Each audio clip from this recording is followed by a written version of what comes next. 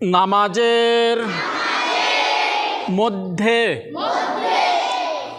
high তোলা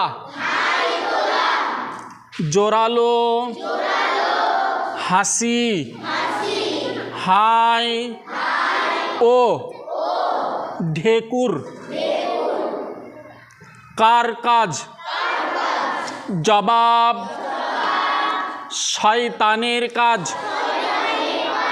প্রিয় নবী মুহাম্মদ সাল্লাল্লাহু আলাইহি ওয়াসাল্লাম বলেন, তোমাদের কারো নামাজের মধ্যে হাই আসে তখন সে